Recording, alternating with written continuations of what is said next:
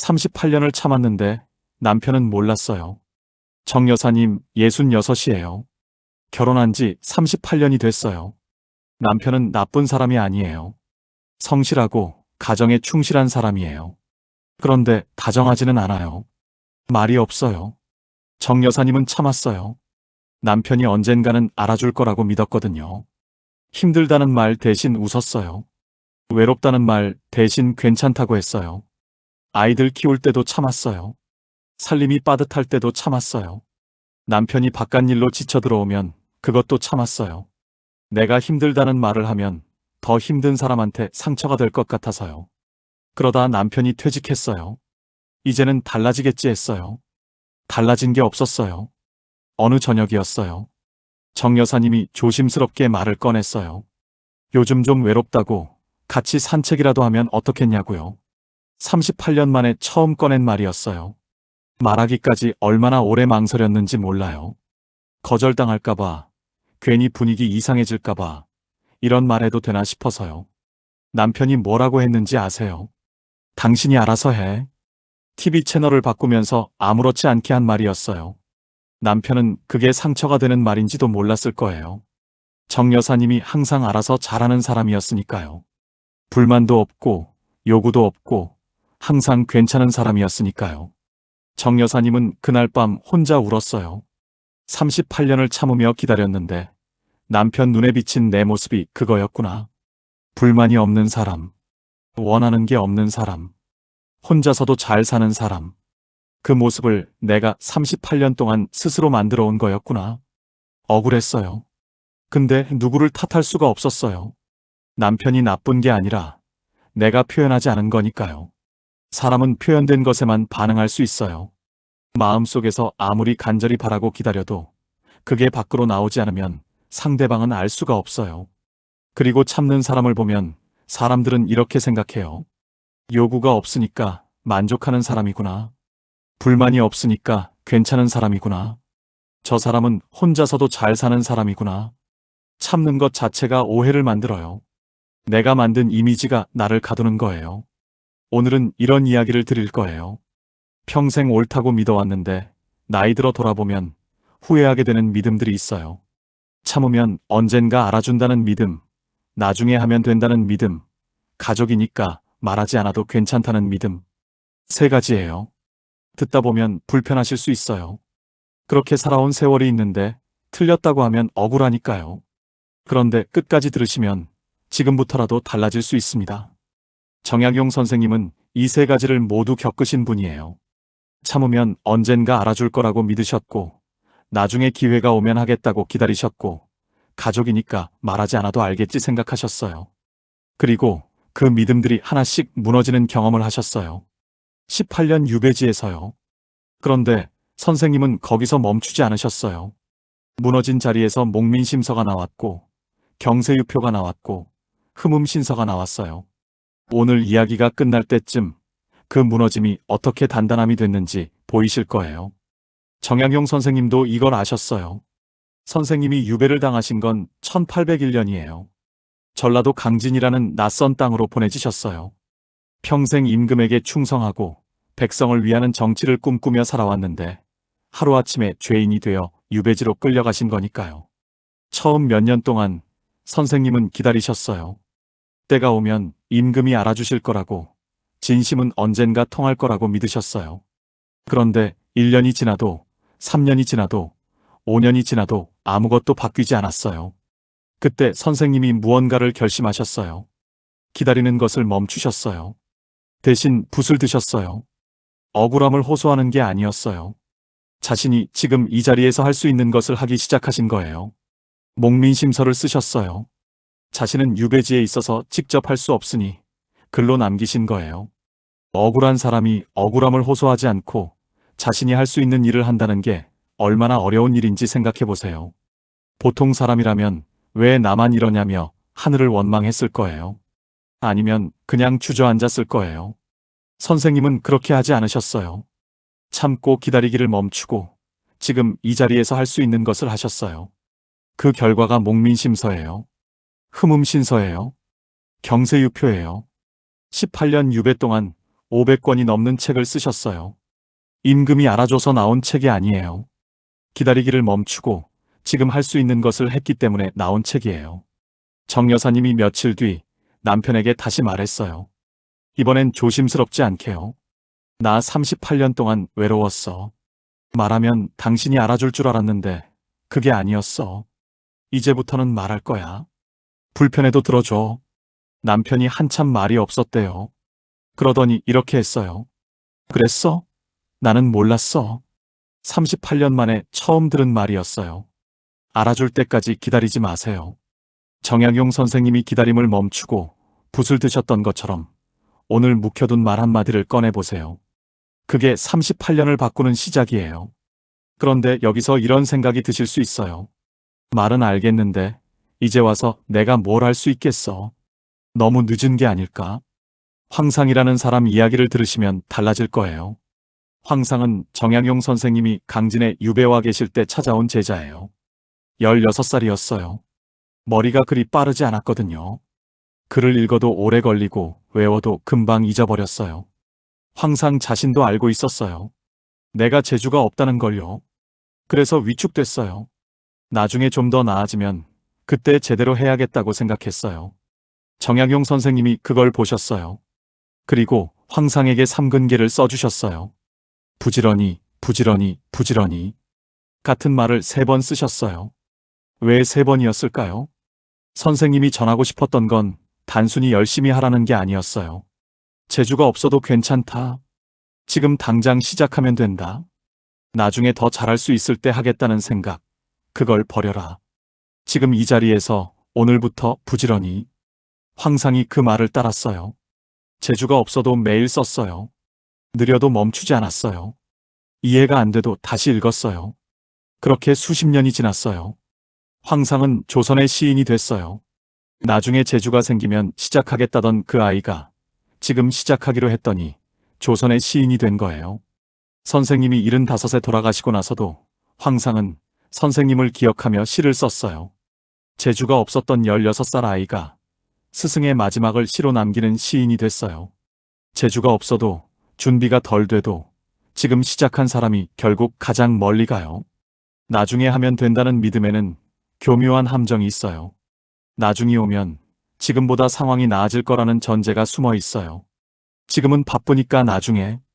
지금은 돈이 없으니까 나중에. 지금은 몸이 안 좋으니까 나중에. 그런데 나중이 오면 또 다른 이유가 생겨요. 나중은 지금의 다른 이름이에요. 지금 하지 않으면 나중에도 하지 않아요. 노자께서 도덕경에서 이런 말씀을 하셨어요. 천리길도 한 걸음에서 시작한다고요. 먼 곳을 바라보면서 발을 내딛지 않으면 아무리 시간이 지나도 아무데도 갈 수 없다고요. 최 여사님 63이에요. 젊을 때부터 피아노를 배우고 싶었어요. 어릴 때는 집이 넉넉하지 않아서 결혼하고 나서는 아이 키우느라 아이들 다 크고 나서는 돈이 문제였어요. 그때그때 이유가 있었어요. 다 맞는 이유였어요. 어느 날 거울을 보다가 문득 이런 생각이 들었대요. 나중에 언제지? 그 질문이 머릿속에서 떠나지 않았어요. 나중에 하자고 했는데 그 나중이 63이 될 때까지 안 왔어요. 그렇다면 앞으로도 나중은 안 오는 게 아닐까요? 최 여사님이 63세 피아노 학원에 등록하셨어요. 첫 수업날 울었다고 해요. 왜 이제야 시작했을까 하고요. 옆에 앉은 사람들은 다 어린데 나만 이렇게 늦게 왔구나 싶었대요. 피아노 앞에 앉아서 도레미파솔라시도를 치는데 눈물이 멈추지 않았대요. 그런데 선생님이 이런 말을 했대요. 오늘이 남은 인생에서 가장 이른 날이에요. 그 말에 최 여사님이 웃었대요. 울면서 웃었대요. 그날 집에 돌아오면서 최 여사님이 이런 생각을 했대요. 이 나이에 피아노를 시작했는데 내가 못하고 있는 게 또 뭐가 있을까? 전화해야 하는데 못한 전화, 말해야 하는데 못한 말, 표현해야 하는데 미뤄온 마음들이요. 그 생각이 마지막 이야기로 이어져요. 가족이니까 괜찮을 거라고 믿었는데 틀렸습니다. 가족은 안 해도 안다고 생각했어요. 말하지 않아도 내 마음을 알겠지. 표현하지 않아도 느끼겠지. 가족이니까요. 수십 년을 같이 살았으니까요.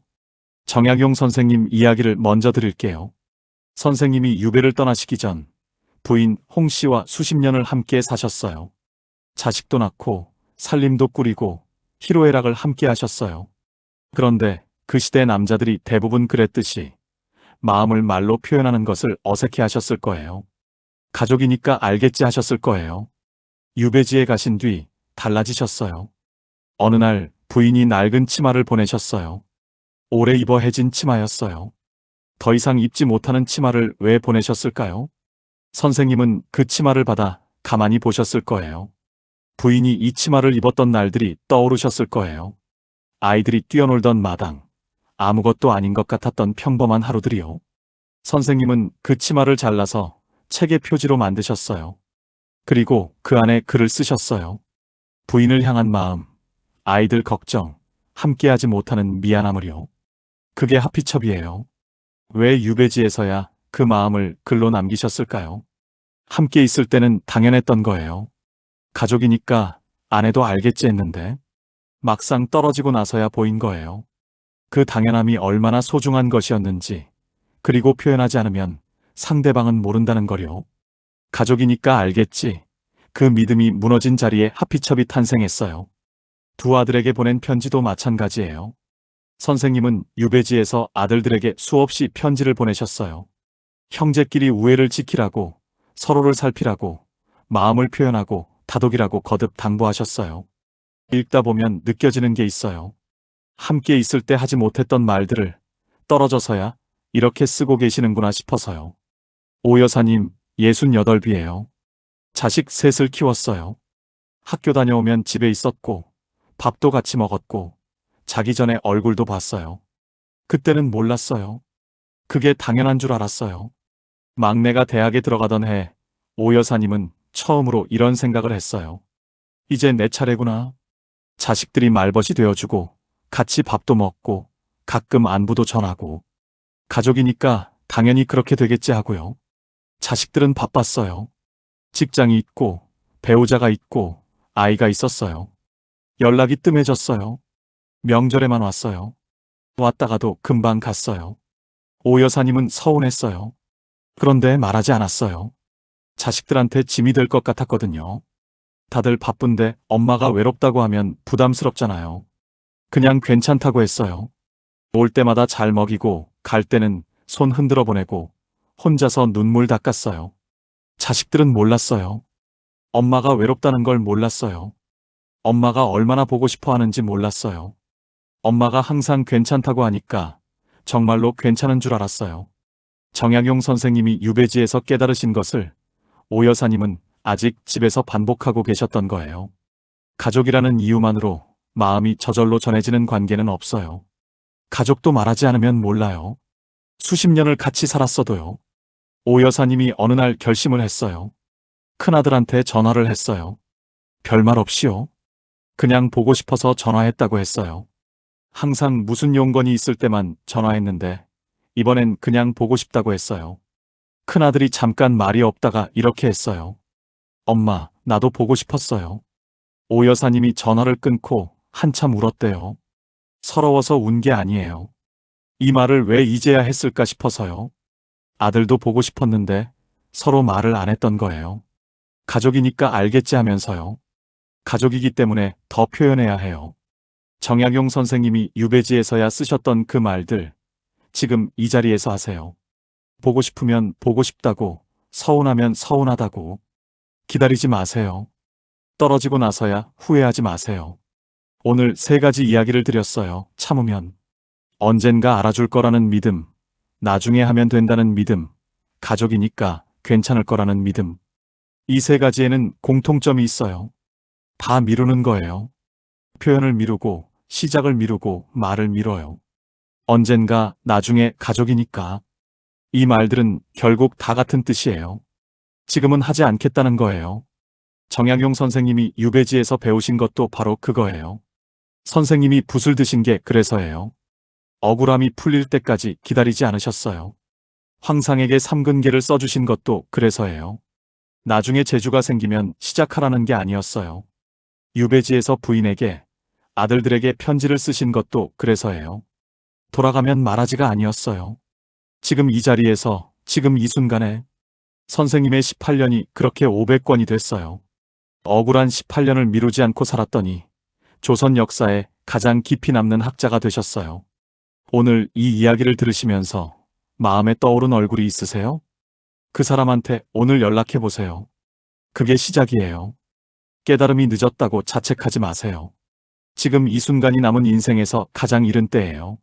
정약용 선생님이 황상에게 하셨던 말씀처럼요. 부지런히, 부지런히, 부지런히. 오늘 이 이야기가 조금이라도 마음에 남으셨다면 구독과 좋아요 부탁드려요. 여러분과 함께 이런 이야기를 나눌 수 있어서 은빈 문장관은 늘 감사해요. 다음에 또 뵐게요. 오늘도 고맙습니다.